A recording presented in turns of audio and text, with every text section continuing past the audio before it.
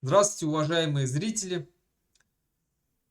Я начинаю рубрику «Башкиры мира», где я хочу разговаривать, встречаться с различными башкирами, которые живут в различных странах, а, говорить о них, о их деятельности, чем они дышат, как смотрят на мир, как смотрят на события в мире. И первый наш участник сегодня — это Ильшат Кинзябаев. Ильшат, привет! Приветствую. Да, Ильшат а, сейчас живет в Германии, получил там политическое убежище. Ильшат, вот ты также являешься членом Лиги свободных наций, уже начал Мгм. как-то активно, скажем так, подключаться к политической действительности, что происходит в мире, да, ты участвуешь в различных акциях, пикетах я видел, там на различные с плакатами стоял. Вот немножко расскажи о себе, потому что о тебе народ мало знает вообще, кто ты такой, откуда ты, где родился, где жил, что закончил.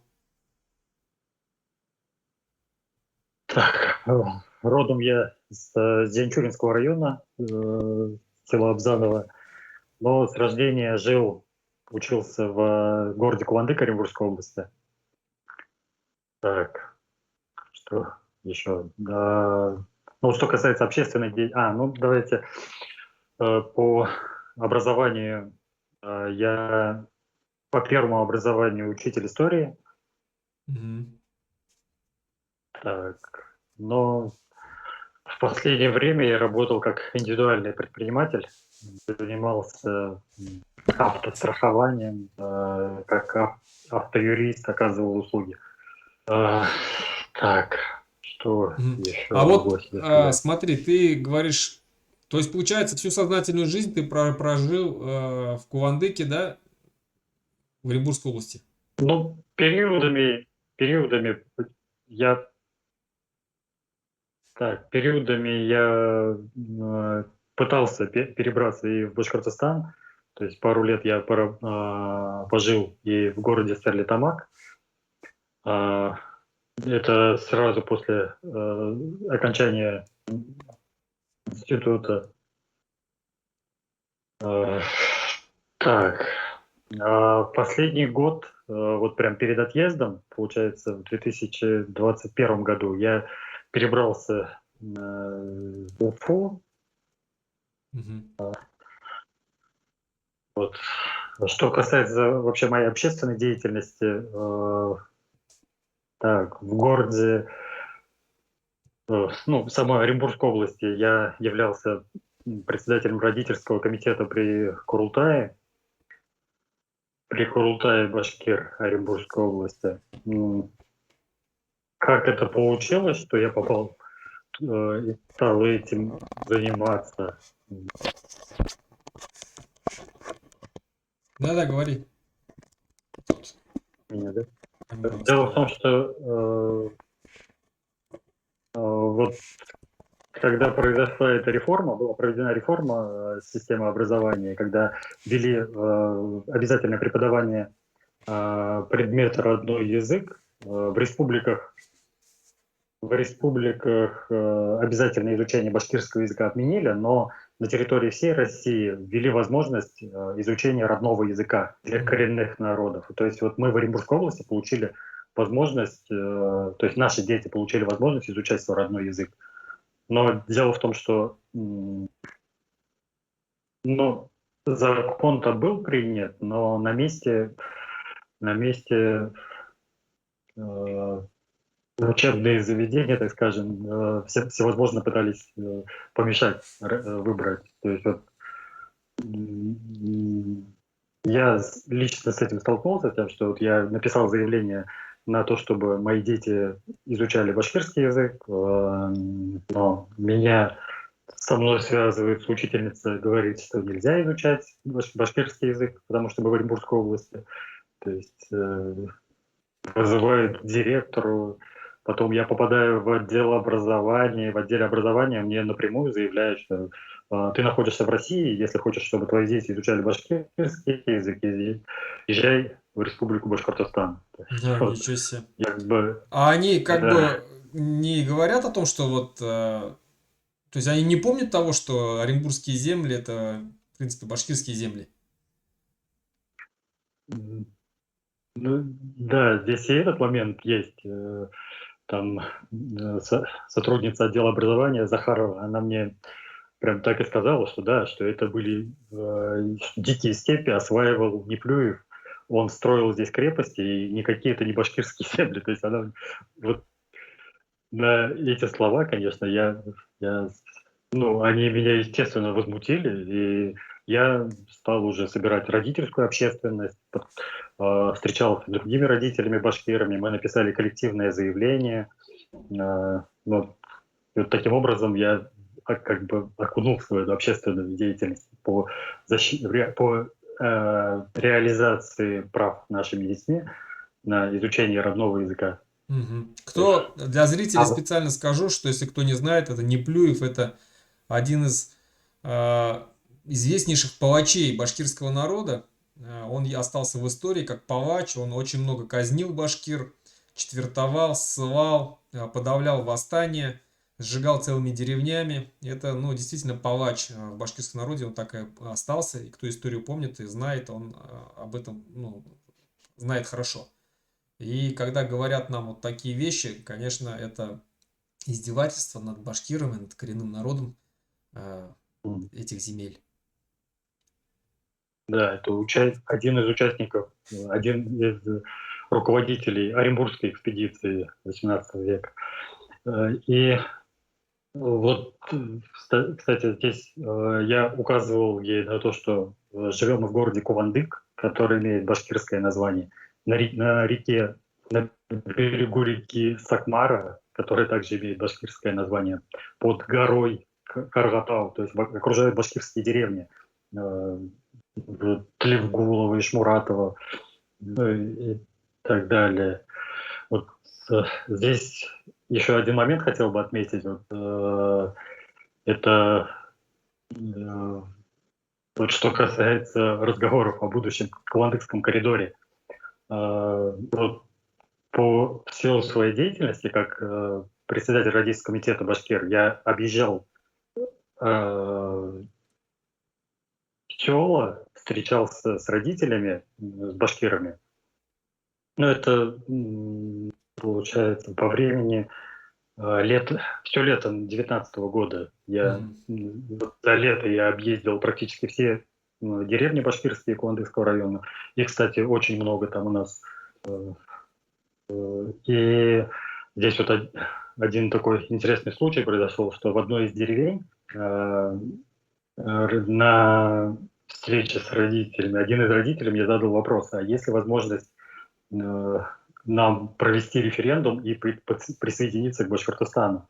Это когда я им стал объяснять необходимость, ну, важность изучения родного языка вот, в плане морально-нравственного воспитания там, и то, что их дети там маргиналами не росли, то есть приобщение к культуре, к родной башкирской культуре и в плане воспитания там подростков очень ну, благоприятно, так скажем, сказывает.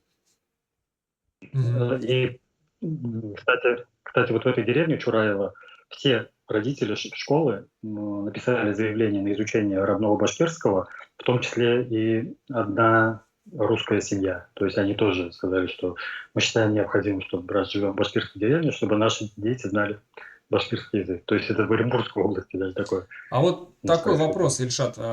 Вот башкиры Оренбургской области, они себя как вообще чувствуют там, в Оренбургской области, вот понимая, что они живут вроде бы как бы, да, на своих коренных землях, они являются коренным народом, и в то же время, получается, они живут, ну, в русской губернии, да, Оренбургской, которую специально построили, чтобы отделить казахов от башкир, и отношение, соответствующее соотношение оренбургских властей к башкирам, как вообще вот они себя там чувствуют?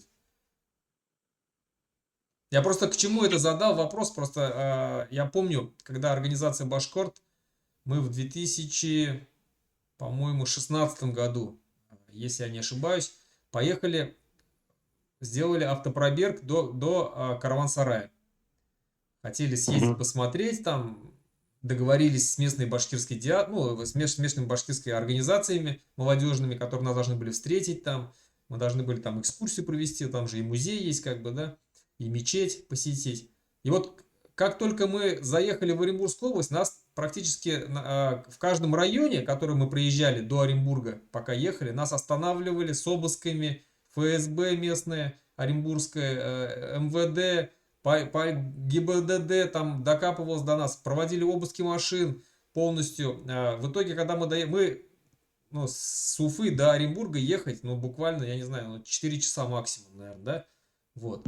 Мы ехали, с утра мы выехали часов, по-моему, в 9 утра с Уфы и приехали в 12 или в первом часу в Оренбург. Потому что все это время нас останавливали с обысками, со всякими, и то нас 2 или 3 машины забрали в итоге в отдел в Оренбурге в самом уже, когда мы въехали в Оренбург. Вот, это вот это отношение, они прям напрямую нам говорили, что вы сюда едете, это не ваше, вы еще до сих пор думаете, что это ваша башкирская земля, что ли, что вы сюда приехали, она никогда не будет башкирской, ну и так далее. Вот поэтому я и хочу спрашивать, такое отношение, оно чувствовалось вот как присутствие такого отношения у властей Оренбургских областей к башкирам.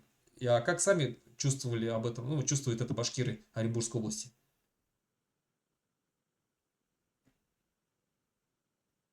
Но вот в плане отношения с администрацией, так скажем, с руководителями области, ну, вот, во-первых, вот это вот отношение чиновницы из отдела образования, оно показательное, потому что точно такое же потом отношение я встречал. Ну, дело в том, что я вот с этим коллективным обращением потом, естественно, обращался уже за помощью ну, и в Курултай Башкир Оренбургской области обратился, и в Курултай по Республике Башкортостан, и в Министерство образования. Э, То есть Министерство образования Республики Башкортостан пошло навстречу, оно как бы согласовало с Министерством образования, получается, у нас Оренбургской области круглый стол «Родитель Башкир», но на этом круглом столе не дали высказаться.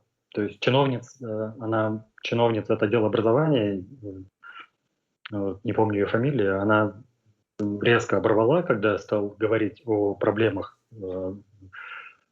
с которыми встречаются родители, о запретах, о том, что учителя отговаривают, о том, что если даже родители пишут заявление, им звонят с отделов образования, и родителям специалисты отдела образования разъясняют, что они не имеют права писать заявление на изучение родного башкирского.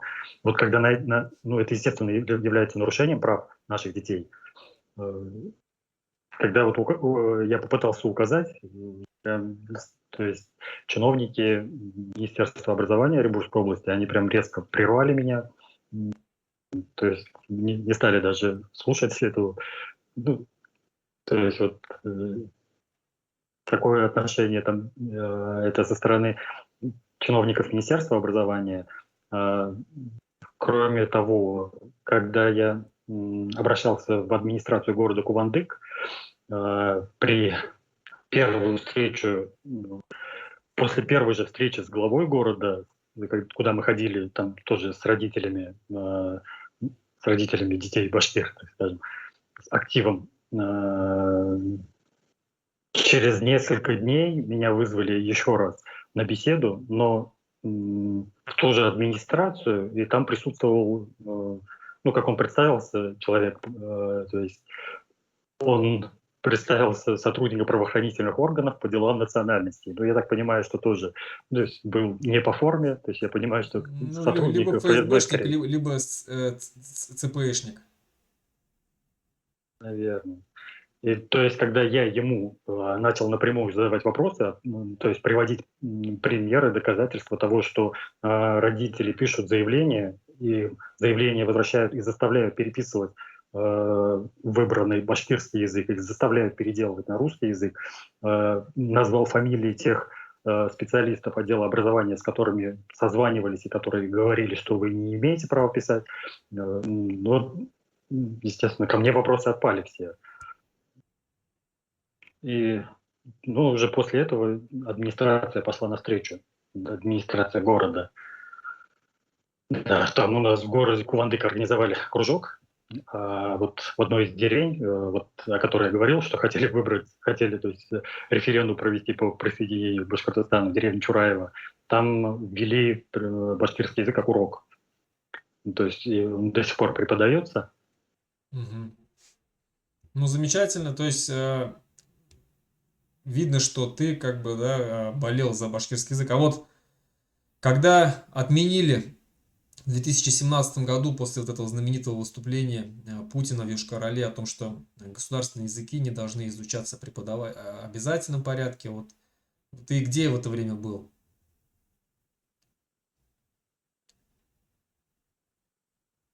Он в Оренбургской области я Да. находился, но, честно, ну, меня это именно моих детей это не касалось, так как это я жил в Оренбургской области, и поэтому, ну и эта проблема же так не освещалась А вообще башкиры открыто. Оренбургской области, они как-то вот следят за событиями в Башкортостане, что там происходит вот в политическом вот поле, общественно-политическом? А, так, ну, ну, естественно, следят, потому что у многих там родственники есть, и большинство башкир, у кого-то дети учатся там, то есть у большинства башкир Оренбургской области дети едут, поступают учиться именно в Башкортостан, в Сибай, в Уфу, там, Стерлитамак. У кого-то дети учатся вот в Кумертау в интернатах, в уфимских интернатах, то есть То есть все равно поэтому, тянет, да, своя вот эта вот республика, своя кровь. да, конечно, Леонид, и э, вот когда я стал, ну, раньше я этим вопросом особо как-то над этим вопросом не задумывался, о положении башкир, вот я сейчас хочу поговорить о положении башкир в Оренбургской области. Об этом вопросе я не задумывался, но вот когда стал встречаться с родителями, э, я ну, вот за лето вот этого 19 года я совершал подворовый обход, то есть и во многих селах так скажем, нашего района и разговаривал с родителями. Вот в частном разговоре многие родители высказывают вот эту обиду на то, что они на своей родной башкирской земле, живя вот в Куандыкском районе, они себя ощущают ну, второсортными. Ну, то есть прям так и говорили, что мы здесь как второсортный народ. Но как только дело доходит до открытых каких-то выступлений, до подписания каких-то бумаг, там, многие родители отказываются. Они боятся ну, каких-то последствий для своих детей. Кстати, разговаривал я не только с башкирами. У нас там, ну, в Андреевском районе проживает очень много и татар. То есть вот в нашем родительском движении право, за реализацию права наших детей изучать родной язык очень много татар тоже подписывали коллективные заявления. И вот со стороны татар я точно так же слышал, что они тоже ощущают к себе ну, такое отношение, то есть, ну, да, как второсортным, так скажем. То есть Мгм. кто-то из родителей высказывал мне тоже даже, что они вспоминали свои годы учебы в школе, говорили, что вот, даже при одинаковых показателях вот, ну, с этнически русскими, так скажем, одноклассниками, у них оценки всегда были лучше. Ну, то есть, да, и озабоченность высказывали тем, что их дети уже практически не говорят. То есть вот мы, большинство из моего поколения жителей Оренбургской области, они уже ну, плохо знают, так скажем. То есть, ну, кухонный башкирский, разговорный. Читать мы Бытовой. не умеем, да, бытовой. То есть, ну, это больше связано с тем, что вот, мы не учились на башкирском, читать не умеем. То есть мы не Тем более читали писать книг, не не умеете. знакомы. Да. То есть мы не знакомились ни с культурой, ни с историей Башкортостана, так как книг не читали. Ну, вот как раз здесь такой вопрос. Вот многие так называемые представители либерального движения, либералы, да, Башкортостана, очень часто говорят нам всем, что башкиры должны изучать свой башкирский язык в семье. В семье, вот это самое главное, тогда вы сможете сохранить свой язык. Вот ты что думаешь по этому поводу? Ну, возможно, на примере тех же самых оренбургских башкир, возможно ли сохранить в семье язык, если его не изучать в школе? Нет, конечно, я же вот сейчас об этом как раз и говорил, что кухонный, да, бытовой башкирский язык, это совсем не одно и то же, что и литературный башкирский. Вот я сейчас даже ну, владея башкирским разговорным языком, я, если я открываю любую художественную литературу на башкирском языке, я не понимаю больше половины слов. То есть А потому что в бытовом языке, литературный башкирский мне практически совершенно... потому что в бытовом языке, вот как нам специалисты говорили, всего 20% общего литературного языка используется. Остальные 80% не используются вообще. Ну, хорошо, тогда перейдем от Оренбургской области к сегодняшней действительности. Ильшат, расскажи, как ты попал в Германию, как ты получил там политическое убежище, за что ты получил политическое убежище, когда ты попал в Германию? Ну, в последний год, я уже об этом говорил, я жил в Уфе, и вот новость о том, что Россия совершила вторжение в Украину, меня застало там, в Уфе. Это для меня стало, конечно, огромным шоком, то, что, то, что вот так вот, что Путин все-таки решился на вторжение, так скажем. Я следил за соцсетями, будут ли какие-то, ну, как реагирует башкирская общественность, будут ли какие-то протесты. То есть пару раз выходил на анонсированные там в социальных сетях акции, но это вот перед гостиным двором там вот эта стелла о прав человека, что ли, по-моему, Да-да-да. там несколько раз анонсировалось. Я подходил, там всегда была, да, то есть вся площадь была заполонена полицией. То есть я подошел, и также со мной провели там полицейские, подошли двое, провели беседу, спросили, для чего я пришел, за войну, против войны. Ну, и вот стали, когда я им сказал, что я пришел против войны, они мне стали объяснять вот эту вот мантру их про 8 лет, и сказали, что если я здесь сейчас останусь, то продолжим разговор в отделе. Потом еще раз приходил, и в итоге, ну, я видел, что большинство все-таки, ну, и из моего окружения, либо вообще никак не реагируют вот, на то, что Россия начала войну, либо одобряют. И решил, что... Ну, я решил, что не хочу оставаться в России. Просто собрался, за все дела завершил и вылетел из страны. Так, э, Германию, почему я выбрал? Я изначально прилетел в Турцию, но в Турции как раз тоже проходили какие-то акции на улицах, когда и также и поддержку Украины, и я видел кучу полиции на улицах, и автозаки в самом Стамбуле. И вот это вот ощущение тоже, что такой же полицейский режим. То есть я решил, что Турция тоже не для меня место, и поэтому в более свободную Европу решил ехать. А у тебя, получается, был Шенген, да?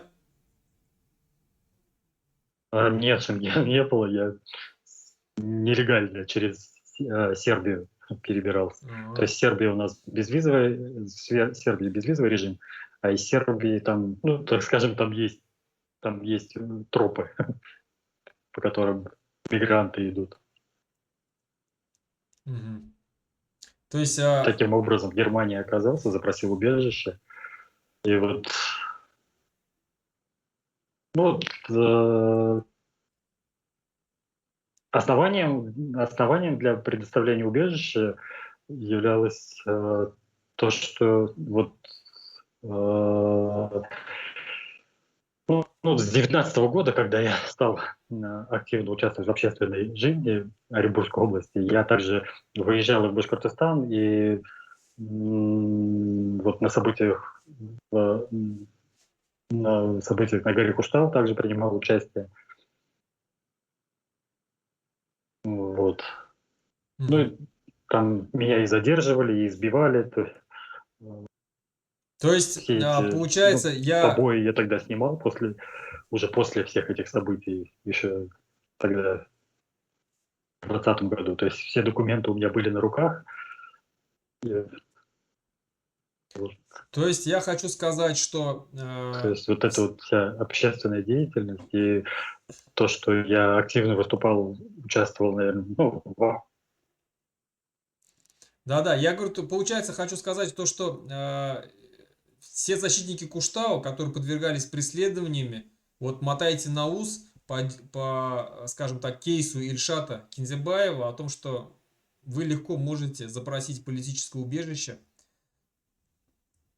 если вы принимали участие активное в защите Куштау. э, так, у меня тут интернет слабый, плохо слышно было вопрос. Мне могут повторить? Потом? Нет, это не вопрос, это я сказал о том, что судя по твоему кейсу, то есть любой защитник Куштау, который подвергался Все. преследованиям, также может запросить политическое убежище и, возможно, ему дадут, потому что, ну, уже прецедент такой был, получается, с тобой. Но, да, Да, получается, ты да, получил политическое я убежище. Вот думаю, я да. недавно тебе его одобрили, насколько я знаю. Вот. Как ты дальше собираешься? Что делать собираешься дальше? Чем заниматься? Да.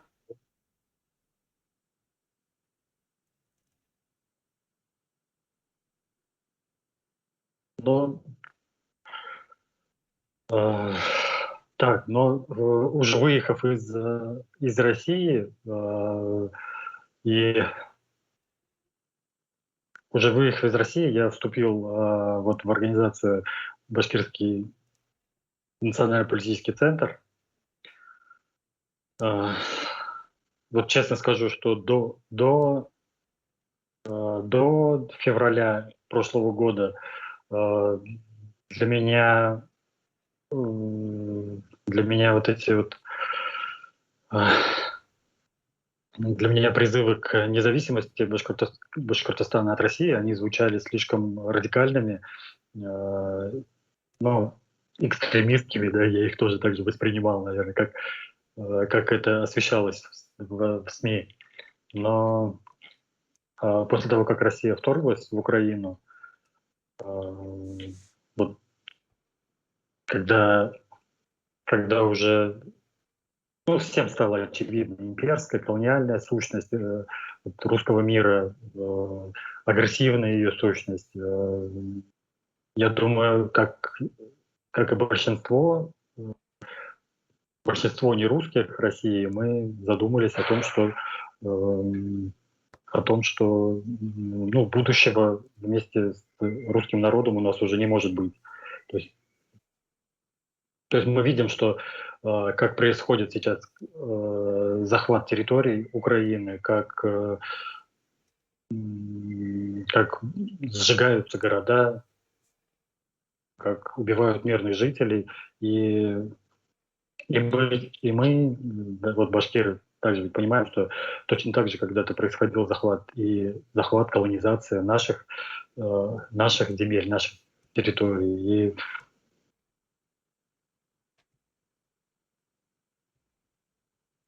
То есть, и поэтому, я думаю, общего будущего у нас именно с империей уже не может быть.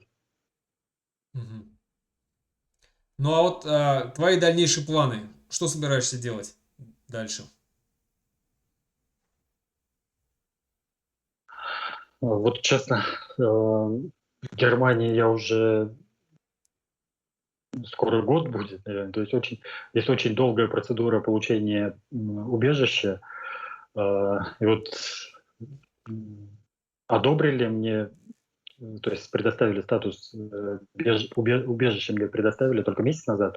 До этого, до этого уже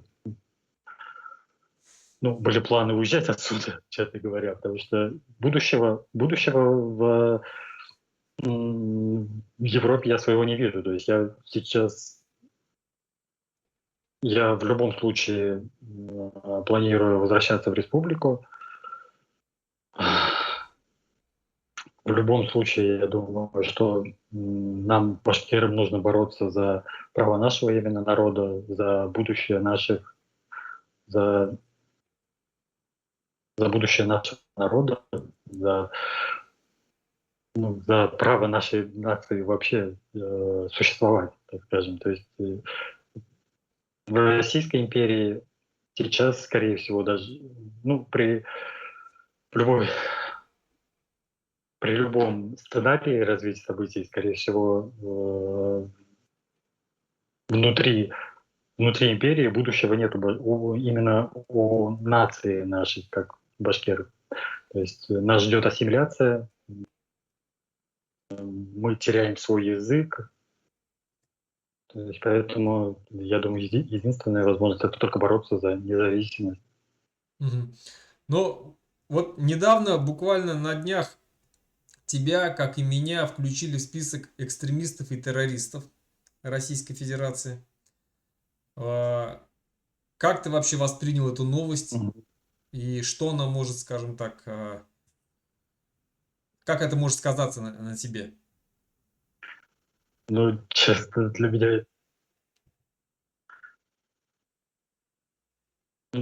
меня, честно говоря, это большая неожиданность. Я не считаю, что я занимаюсь какой-то экстремистской деятельностью, террористической, так скажем. Я, ну вот даже здесь вот в Европе сейчас, если сравнивать с движением шотландцев за независимость, это нормальная демократическая процедура. То есть говорить о своем праве о праве на то есть о возможности реализации права на самоопределение. Это право заложено и в международными э, международным правом. Согласись, То звучит есть как-то нелепо, я не да? понимаю, почему это вот именно вот эта политическая деятельность. Согласись, звучит Да, то нелепо, есть что когда мы, Россия, которую назвали, про многие страны назвали спонсором терроризма, который ведет настоящую террористическую атаку на независимое суверенное государство, признает террористами и экстремистами людей, которые защищали свой язык, защищали свою природу.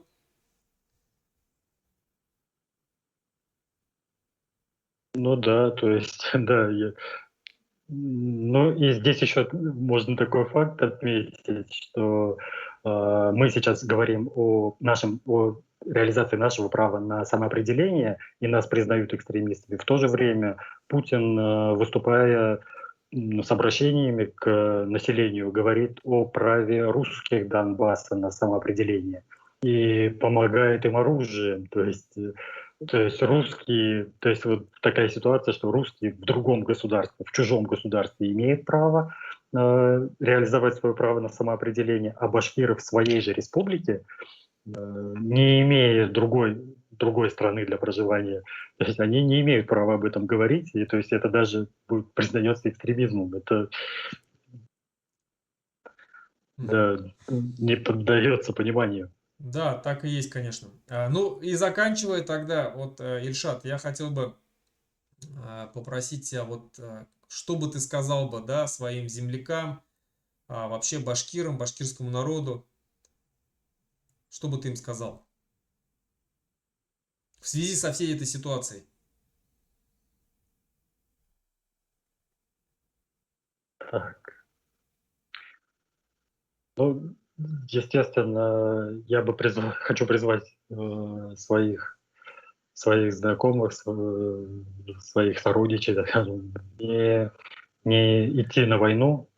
Это, это, как ты говоришь, не наша война, это то есть война за защиту русских Донбасса, когда да, это глупо идти убирать за новые территории для империи, за русский язык на Донбассе, когда точно так же наши земли,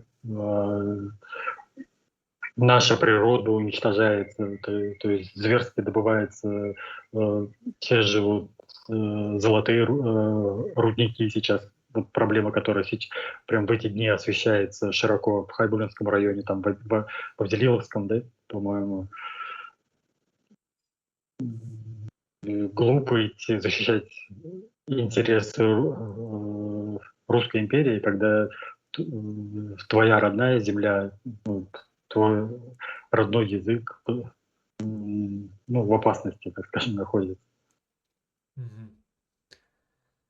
Ну, да, все правильно ты говоришь, так и есть. Это не наша война, и нам, башкирам, там делать нечего. У нас есть своя земля. Я считаю, что башкир может погибнуть смертью храбрых, только защищая свою землю, непосредственно башкирскую землю, защищая свою семью, защищая свой народ, религию. Это, наверное, вот все. А идти умирать за имперские амбиции Путина, который решил подольше посидеть у власти, это, конечно, глупо, сверхглупость. На этом а, будем тогда прощаться, Можно Ильшат. еще Да, да, да, давай. я вот пару слов хотел сказать, что о том, что вообще башкиры, большинство, например, моих знакомых, они до сих пор продолжают жить прошлым. Они думают, что привычный вот образ жизни сохранится, как раньше. Они смогут также работать, там, также жить. Вот я хочу им сказать, что нет, вот вторгнувшись, развязав войну, Путин все перечеркнул, все прошлое. То есть как раньше уже не будет точно никогда. То есть сейчас нам нужно, ну, русский, то есть сейчас русский мир, он признан террористическим, вот как ты уже сказал, да, во всем мире. То есть весь мир объединился в борьбе против русского мира. Поэтому и башкирам нужно определяться как-то и свой путь выбирать. Да, все верно, добавить даже нечего. Но спасибо большое, Ильшат. Спасибо за то, что принял участие.